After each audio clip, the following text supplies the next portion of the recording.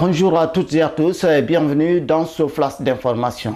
Un incendie s'est déclaré très tôt dans la matinée de ce mercredi dans un atelier de menuiserie à Dabondi dans la commune de Matam. C'était peu après 6 heures. Le feu qui a démarré à proximité d'une station-service a rapidement englouti tout l'atelier de menuiserie ainsi que plusieurs structures adjacentes, provoquant un épais nuage de fumée.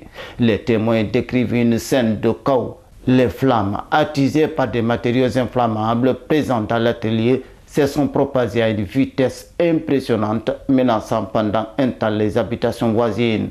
Les riverains paniqués ont tenté de contenir le sinistre à l'aide de moyens de fortune avant l'arrivée des secours. Immersion gouvernementale à l'intérieur du pays. Dr Fayamili Mono dénonce un gaspillage des fonds publics. Le leader du bloc libéral y voit une simple propagande gouvernementale et juge inopportune une telle action à un moment où le pays se trouve au bord du gouffre avec tout le vol de deniers publics qui y est enregistré. Dr Fayamili Mono accuse ainsi la junte du CNRD de vouloir confisquer le pouvoir. En réalité, le CNRD n'est pas venu pour la refondation. Ils sont venus pour confisquer le pouvoir, a-t-il déclaré dans un entretien accordé à notre rédaction. À Kankan, un camion-ben en provenance de Kankankura a fait un accident mardi au niveau du pont du fleuve Milo. C'était aux environs de 16 heures. Le bilan fait état d'un mort et 2 blessés, dont un grièvement. Selon les informations, le camion tentait de doubler un autre véhicule. Dans cette action, il a évité une collision avec un tricycle avant de terminer sa course sous le pont. Amali Karmo Amoulé Keita, un éleveur chasseur, vient d'être condamné à payer 12 millions de francs guinéens pour abattage illégal d'un animal protégé.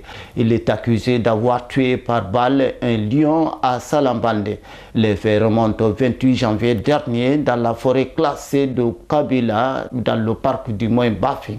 Devant le juge de paix de Mali, le prévenu a plaidé la légitime défense et après sa condamnation, il a menacé de ne pas payer l'amende qui lui a été infligée. Après le débat, je leur ai signifié que je n'étais pas disposé à m'acquitter de ce montant si toutefois les autorités judiciaires ne remboursent pas mes têtes de bœuf qui ont été décimées par le lion, a-t-il expliqué au micro d'Alpha Boubacar Diallo, un des correspondants de Guinée Matin dans la région de l'Abi.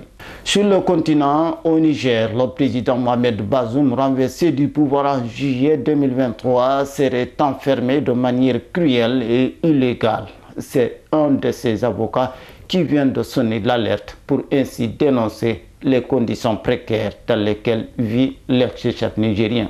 Dans le monde, la Chine dit être opposée au déplacement forcé de la population de Gaza en réponse à une question sur le plan contesté du président américain Donald Trump de vider le territoire de ses habitants.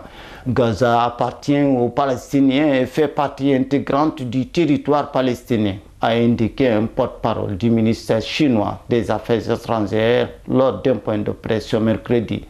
C'est tout pour ce flash d'information. Merci de nous avoir choisis pour vous informer et à bientôt.